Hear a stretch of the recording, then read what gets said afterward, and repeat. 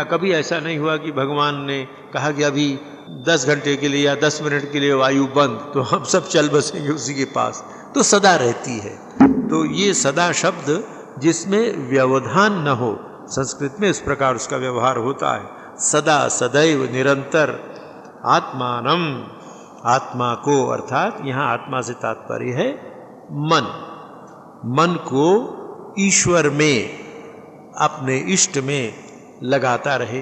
तो जब हम विचार करेंगे कि संसार की आसक्ति संसार के सुख दुख के कारण है, तो हमारा मन प्रवण हो जाएगा उल्टी यात्रा के लिए, भीतर की यात्रा के लिए।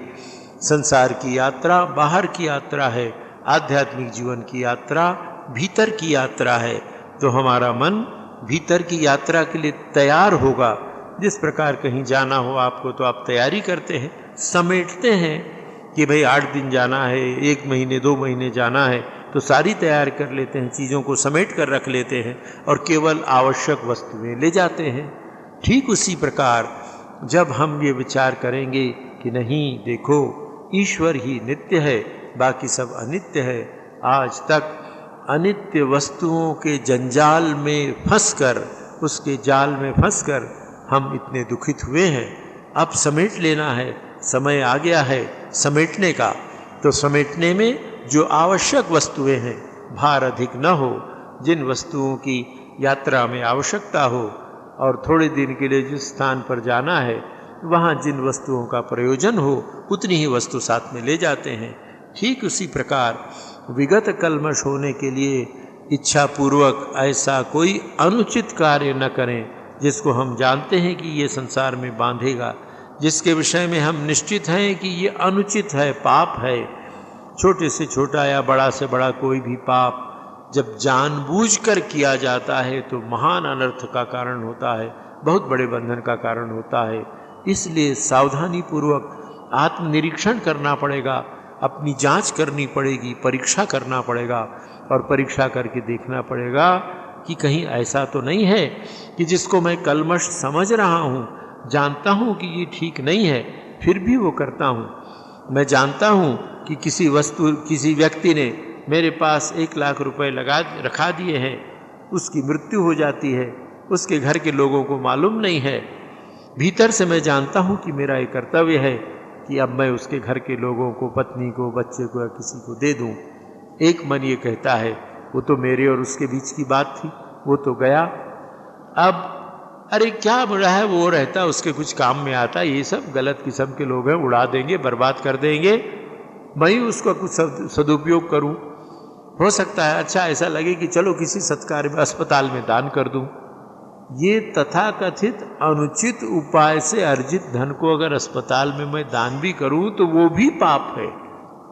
तो इसलिए हमें इस बात की विशेष सावधानी रखनी है साधक और साधिका को कि जिसको हम जानते हैं ऐसा अनुचित कार्य किसी प्रकार न हो। विगत कल्मष होने के लिए ये पहली शर्त है। जब जान गए, अब हमारी चेतना जागी, हमारी नैतिक चेतना जागी है, और जागी है तब हम नित्य अनित्य का विचार करने लगे हैं। नित्य अनित्य का विचार करके ये बात समझ में आई कि नहीं, हमें ईश्वर में मन लगाना चाहिए, आत्मा में मन लगाना चाहिए, अपने इष्ट में मन लगाना चाहिए। ऐसा हमारे मन ने मान लिया। हमारी अंतर यात्रा प्रारंभ हो रही है, तैयारी हो गई है, हम समेट रहे हैं, बाहर की यात्रा से विमुख हो गए हैं। बहुत अच्छा लक्षण है। बाहर की यात्रा लाखों जन्मों करते रहे, इस जीवन के भी इतने वर्षों में बाहर की यात्रा करते रहे और अब प्रभु की कृपा से ऐसा लगा कि नहीं, अब अंतर यात्रा करनी चाहिए। ये बहुत अच्छा लक्षण है। तो समेटना हमने प्रारंभ किया। समेटना प्रारंभ करते ही अब क्या करें, संसार को समेटा, अनावश्यक वस्तु सत्ता अधिकार का त्याग किया, उनको छोड़ने का दृढ़ निश्चय कर लिया। तो ये निषेधात्मक काम हुआ, नेगेटिव साधना हुई, नेगेटिव एस्पेक्ट ऑफ साधना, निषेधात्मक साधना हुई। किंतु केवल नकारात्मक साधना मन अधिक दिन तक नहीं कर सकेगा। छोड़ दो। मन एक दिन पूछेगा छोड़ तो दे, तो पकड़े क्या।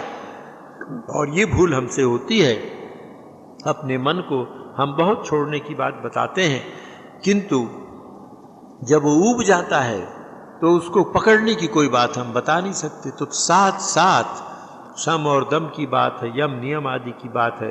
बात यह है कि बुरी चीज़ों से मन को जब हम दूर करें तो किस में लगे ये बताना पड़ेगा।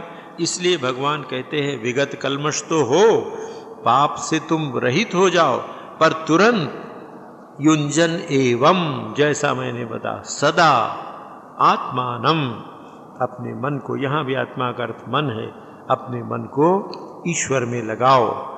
अपने मन को कैसे ईश्वर में लगाएं? अब बैठ के हम भगवान का ध्यान करना कौन नहीं चाहता है? आप सब साधक साधिकाएं हैं, आप नहीं चाहते, मैं नहीं चाहता, पर नहीं लगता है मन। क्यों नहीं लगता है?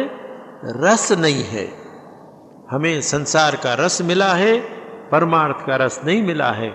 जहाँ रस है मन उसी ओर दौड़ता है, बार बार दौड़ता है।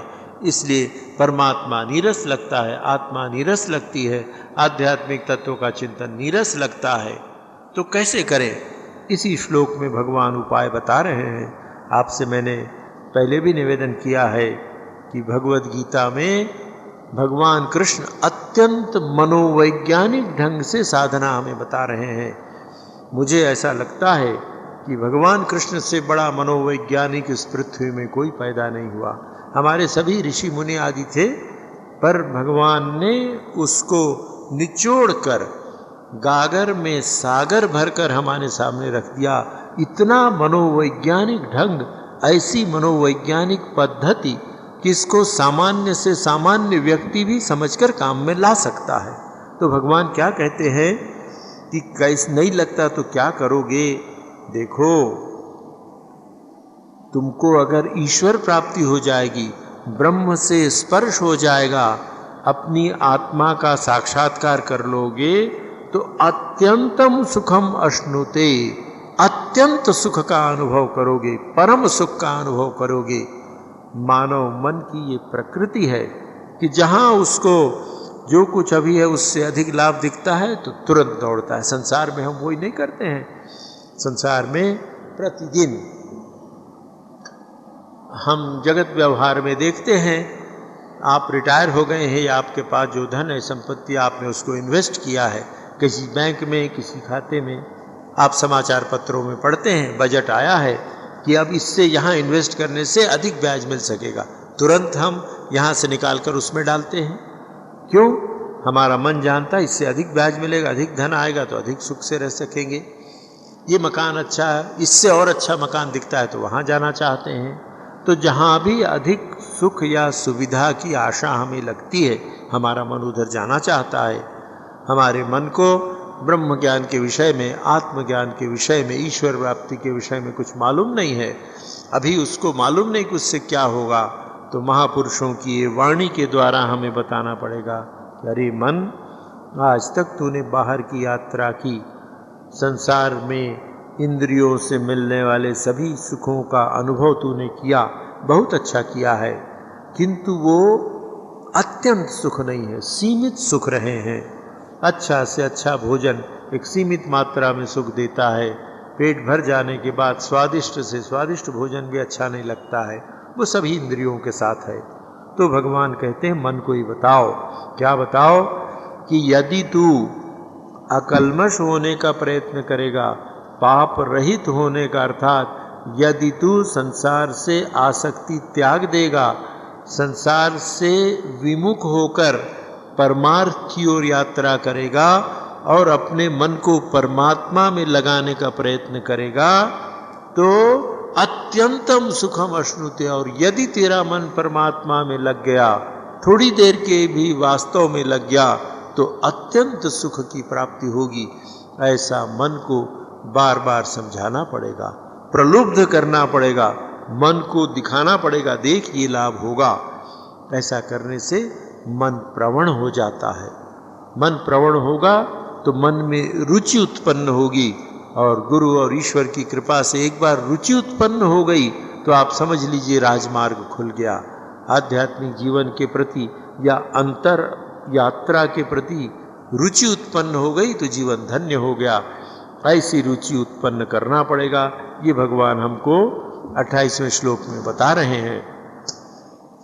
साधना की इस पद्धति के बाद अब भगवान उसके कुछ लक्षण बता रहे हैं। 19वें श्लोक में भगवान लक्षण बताते हैं क्या? सर्वभूतस्थ आत्मानं सर्वभूतानि च आत्मनि ईक्षते योग युक्तात्मा सर्वत्र समदर्शनः।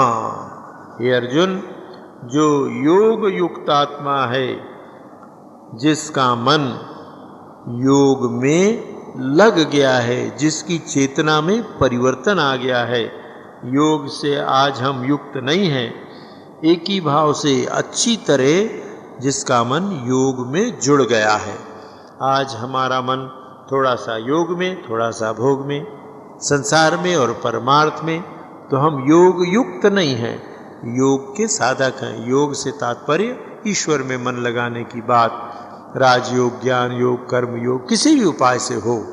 आज आप हम साधक साधिकाएं हैं, हम प्रयत्न कर रहे हैं ईश्वर में हमारा मन लगे। तो भगवान कहते हैं कि तुमको योग युक्त आत्मा, जो जिसका मन योग से परिपूर्ण हो गया है, ऐसा जो व्यक्ति है वह सर्वत्र समदर्शनः, सबको समान रूप से देखने वाला योगी, सबके प्रति समदृष्टि देखने वाला। आत्मानं सर्वभूतस्थं च, अपनी आत्मा को, अपने ही स्वरूप को सभी प्राणियों में, न केवल मनुष्यों में, सर्वभूतस्थम, भूत माने जिसका जन्म हुआ है, जो भू धातु में तक प्रत्यय लगे, जो उत्पन्न हुआ है, ऐसा सभी के प्रति उसके मन में ऐक्य बुद्धि होती है। सर्वभूतानि आत्मनि ईक्षते, संपूर्ण प्राणियों को अपनी आत्मा में देखता है और अपने को संपूर्ण प्राणियों में देखता है। आइए थोड़ा इस पर विचार करके देखें कि भगवान फिर हमें क्या बता रहे हैं। तो भगवान कहते हैं यहाँ ईश्वर के संबंध में, आत्मा के संबंध में, अपने इष्ट के संबंध में जो हमारी धारणाएं हैं, उन धारणाओं को भगवान स्पष्ट करते हैं। अपने अपने इष्ट के अनुसार उस धारणा को हमें भी ठीक कर लेना है। सर्वभूतस्थम आत्मानम, सभी प्राणियों में जो आत्मा, जो परमात्मा है, उसको देखने वाला वो व्यक्ति कैसा हो जाता है? समदर्शनः। यहाँ ये बात विशेष चिंतनीय है, विचारणीय है। हमारे मन में अपने और पराये का भेद रहता है। स्वाभाविक है, हम संसार में रहते हैं, ये मेरा भाई है, ये मेरी बहन है, गृहस्थ सोचता ये मेरी पत्नी है, ये मेरा पति है, ये मेरे बच्चे हैं। तो संबंध व्यक्तियों से, व्यक्तित्व से, ये मेरी संपत्ति है, ये मेरा घर है, ये मेरा बैंक अकाउंट है, ये मेरा लॉकर है। तो वस्तुओं से संबंध, तो व्यक्तियों, वस्तुओं और स्थान से, ये हमारे पैदा होने की जगह, हमारी इतनी जमीन है आदि। तो संसार के जो विभिन्न संबंध हैं, उन संबंधों पर आप विचार करके देखें। ऐसा संबंध जब तक हमारे मन में है, ये भी सब मन की बात है, ये बार बार अपने मन को समझा लेना पड़ेगा कि संसार माने मन, मन को छोड़कर और कहीं कोई संसार नहीं है। बाहर का संसार जैसा है वैसा है, ईश्वर का संसार, प्रकृति का संसार। एक मत तो ये है कि संसार कुछ नहीं, जो कुछ भीतर है वही बाहर दिखता है। तो उस मत पर अगर हम विचार न भी करें, विश्वास न भी करें, संसार को, पुरुष और प्रकृति को भिन्न भिन्न माने, तो जो संसार हमें दिख रहा है वो अपने आप में कैसा है, इसको सिवा ईश्वर की कोई नहीं जानता। 15वें अध्याय में भगवान स्पष्ट रूप से कहते हैं, न रूपम अस्य यह उपलभ्यते, यहाँ उपलब्ध नहीं होता उसका रूप। तो तो संसार जैसा है वैसा है, किंतु हमने जो संसार बना रखा है उस संसार के कारण, अपने मन के संसार के कारण हम संसार में समदर्शी नहीं हो पाते। हम पेड़ को पेड़ के रूप में नहीं देख पाते। ये मेरा पेड़ है या आश्रम का पेड़ है, मैं इससे संबंधित हूँ। वृक्ष तो वृक्ष है, वृक्ष को वृक्ष के रूप में जो व्यक्ति देखता है उससे मैं नहीं जोड़ता है, तो उसने संसार को उस रूप में देखा जैसा वो है। इसी प्रकार सभी विषयों में विचार करके देखें, हमारे मन में अनंत भेद है, हम समदर्शी नहीं हैं, और समदर्शी न होने से जीवन में कितना कष्ट पाना पड़ता है। आप सबको अनुभव होगा, मुझे भी कई बार के ऐसे कटु अनुभव हैं, आपके जीवन में भी होंगे। कहीं आप गए, ऐसे कुछ परिवार घर मैंने देखे, उत्सव का दिन है, कुछ कुछ पकवान बने हैं, सब कुछ बना है, उनके घर के बच्चे बड़े आनंद से खा रहे हैं।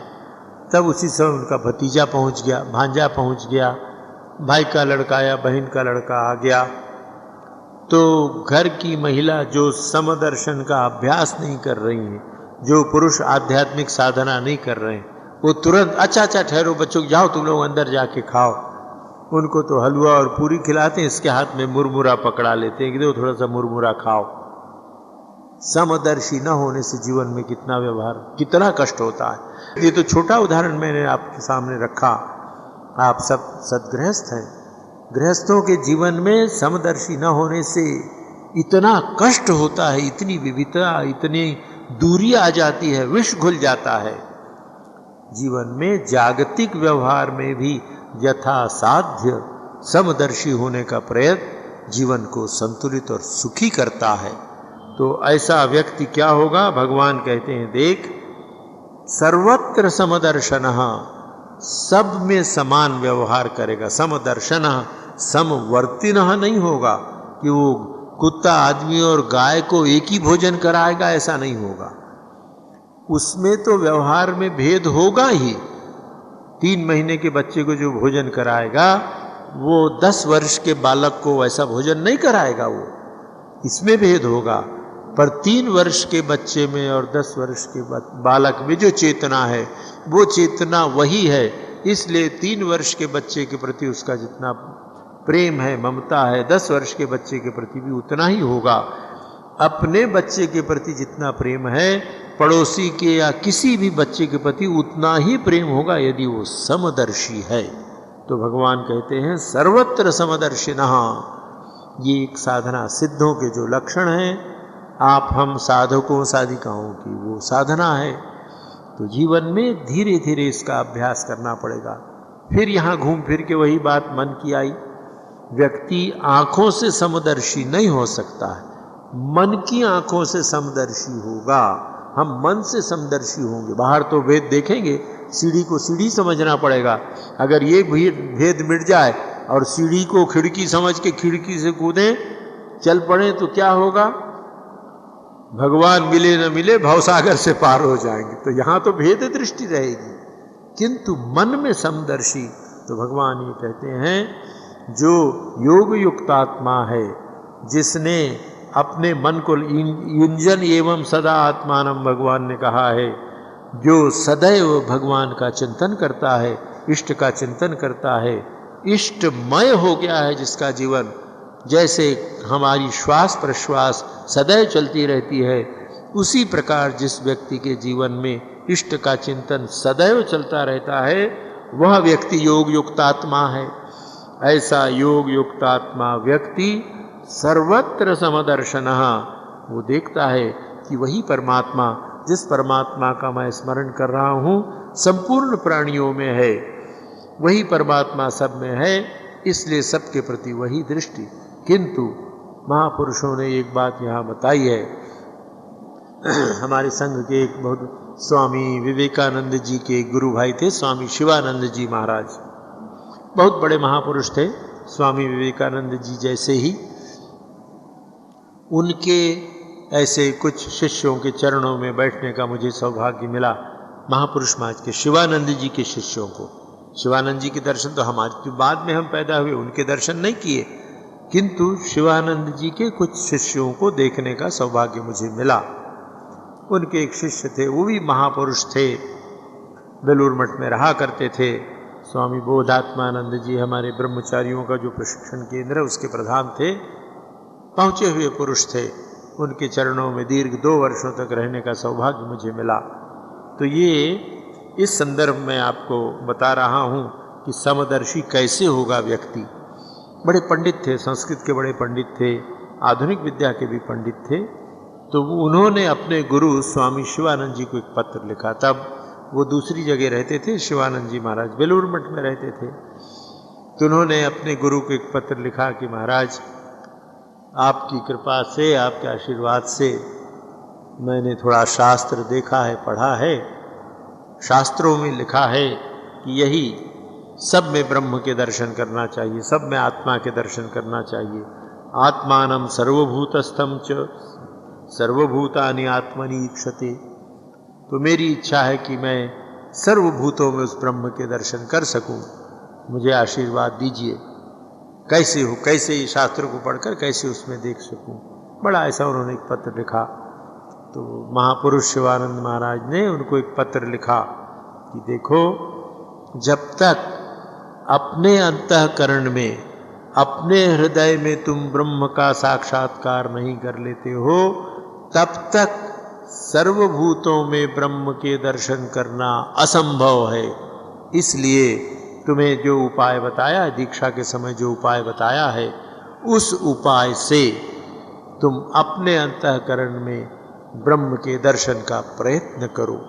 तो देखिए, समदर्शना होने की ये आवश्यक शर्त है कि सभी भूतों में वो आत्मा है, इस प्रकार का विचार तब तक सार्थक नहीं होगा जब तक मुझे इसका दृढ़ विश्वास और गुरु और इष्ट की कृपा से इसकी अनुभूति न हो जाए कि सर्वत्र समदर्शना वही व्यक्ति हो सकता है जो पहले अपने अंतःकरण में यह अनुभव करता है कि मैं वही आत्मा हूँ।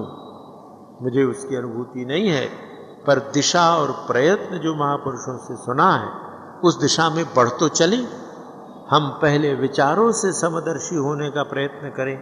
विचारों में लोभ के कारण, ईर्ष्या के कारण, सरल शब्दों में राग और द्वेष के कारण जितने भेद हमने अपने हृदय में उत्पन्न कर लिए हैं कि दिन रात हमारा हृदय क्षुब्ध है, छटपटा रहा है, भेदों में ही हम जीते हैं, क्षण भर के लिए कहीं समता नहीं दिखती है। तो क्या उसका उपाय है? विचारों के द्वारा ये जानने का प्रयत्न करें कि भाई, एक पिन चुभाने से मुझे जो कष्ट होता है, दूसरे व्यक्ति को अगर पिन चुभाऊं तो वही कष्ट होगा, इसलिए दूसरे व्यक्ति को पिन न चुभाऊं। इस प्रकार के विचार के द्वारा दूसरों को हम कष्ट न दें। जिन बातों से मुझे कष्ट होता है, दूसरे व्यक्ति को उससे कष्ट हो सकता है, इसलिए ऐसा व्यवहार उसके साथ न करूं। ये व्यवहारिक समदर्शी होने का उपाय है। ऐसा उपाय करके धीरे धीरे अभ्यास के द्वारा, प्रार्थना के द्वारा, शनै शनै उपरमेत, ये हमने पढ़ा, तो समदर्शी होने का प्रयत्न करना चाहिए। और ये कब होगा? वही योग युक्तात्मा जब होंगे, निरंतर अपने इष्ट का या आत्मा का स्मरण करेंगे, चिंतन करेंगे, तो फिर ये आएगा कि हाँ, जैसी आत्मा मुझ में है वैसे ही मेरे सामने खड़े इस व्यक्ति में है, वैसे ही मेरे सामने जो पशु हैं, पक्षी हैं, सब में है। इसलिए उनके प्रति भी मेरे मन में प्रेम और स्नेह हो जाए। ऐसा विचार करते करते मन स्नेह प्रवण होगा, प्रेम प्रवण होगा, और तब संपूर्ण भूतों में अपनी आत्मा का वो दर्शन करने लगेगा।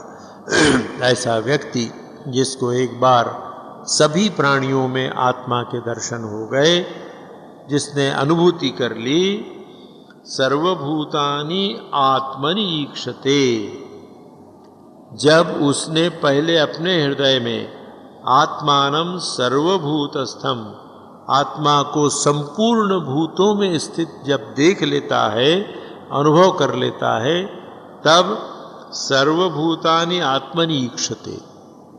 ऐसा क्रम ऐसा नहीं है, ये भाषा की दृष्टि से ठीक है, यहाँ ये व्यवस्था की नहीं, किंतु पहली शर्त ये है, यदा जब सर्वभूतानि आत्मनि ईक्षते, जब सभी प्राणियों को अपने भीतर देख लेता है, तदा तभी आत्मानं सर्वभूतस्थम ईक्षते। इसलिए अपने हृदय में ही पहले आत्मा, परमात्मा, संसार को देखने का प्रयत्न करना है। मन से बाहर कहीं कोई संसार नहीं है। ये बार बार आपसे इसलिए निवेदन करता हूँ कि जिन महापुरुषों के चरणों में बैठने का सौभाग्य मिला, जो कुछ थोड़ा बहुत साहित्य अध्ययन करने का अवसर मिलता है, भगवान श्री रामकृष्ण देव एक जगह कहते हैं, देखो मन को ही लेकर सब कुछ है, मन से ही बंधन है, मन से ही मुक्ति है। उपनिषद की वाणी है, मन एव मनुष्याणाम कारणम बंध मोक्षयोः, मन ही मनुष्य के बंधन और मुक्ति का कारण है। तो सारी सावधानी अपने मन को सुधारने में लगानी है। ये सारा बंधन, सारा दुख मन के कारण है, सारी आसक्ति मन से है, बाहर कहीं किसी ने हमको बांधा नहीं है। ये जो स्थितियां हैं, ये सर्वत्र समदर्शन होने की बात, आत्मानं सर्वभूतस्थं पश्यति या ईक्षते, ऐसा जो ये सब मन की बात है, मन से ही अनुभूति होगी। किंतु हमारे इस कल्मश युक्त मन से नहीं होगी, इस मैले मन से ये अनुभूति नहीं हो सकती है। अभी हमारा मन मैला हो गया है, अशुद्ध हो गया है। इस अशुद्ध चित्त में कभी अनुभूति, संसार की ही अनुभूति आएगी, क्योंकि हम परमार्थ से विमुख हैं। इसलिए घूम फिर कर यही बात आती है कि इस मन को, इस चित्त को शुद्ध करने का प्रयत्न करना पड़ेगा। हमारा चित्त अभी संसार की ओर भाग रहा है, उसको संसार से हटाकर परमात्मा में, आत्मा में लगाना पड़ेगा। और ये प्रक्रिया कब तक चलेगी? जब तक जीवित हैं, जब तक हमारे अंतःकरण में प्रत्यक्ष अनुभूति न हो जाए, तब तक। इस जीवन में, इसके आगे के जीवन में, उसके बाद के जीवन में तो क्या लाभ होगा? इस जीवन में जितना कर लेंगे वो हमारी स्थायी पूंजी है। मुक्ति नहीं हुई, अगली बार जन्म हुआ तो हम उस बैंक बैलेंस के साथ जन्म लेंगे, उस सद्वृत्ति के साथ, उस आध्यात्मिक भाव के साथ, और तब वहाँ से यात्रा प्रारंभ करेंगे। यही भगवान बता रहे हैं कि देखो, ये 29वें श्लोक में साधना का जो सूत्र उन्होंने हमें बताया, वो सूत्र यही है कि हम योगात्मा हों, सभी में अपनी आत्मा का दर्शन करने का प्रयत्न करें। किंतु अपनी आत्मा का दर्शन सभी में तब होगा जब पहले अंतःकरण में अपनी आत्मा का दर्शन कर लें। यही भगवान की वाणी का तात्पर्य जो मेरी सामान्य बुद्धि में समझ में आया, मैंने आपके सामने निवेदन किया है। आगामी रविवार 22 तारीख को है। 22 तारीख को मैं आप लोगों की सेवा में नहीं रह पाऊँगा। मुझे पुणे जाना, हमारे पुणे आश्रम उधर बहुत, पुणे, कोल्हापुर, इचलकरंजी वगैरह कई स्थानों पर, सतारा वगैरह जाना। माँ की 150वीं जयंती है, इसलिए मुझे जाना पड़ेगा। श्री राजेंद्र तिवारी जी रहेंगे, वो रामायण पर प्रवचन करेंगे। आप सब लोग सादर आमंत्रित हैं। 22 के बाद का रविवार 29, उसमें पुनः आपकी सेवा में मैं उपस्थित रहूँगा। तब आगे की चर्चा होगी। आइए समर्पण करने। ओम शांति शांति शांति। हरि ओम तत्सत्। श्री राम कृष्णार्पणमस्तु।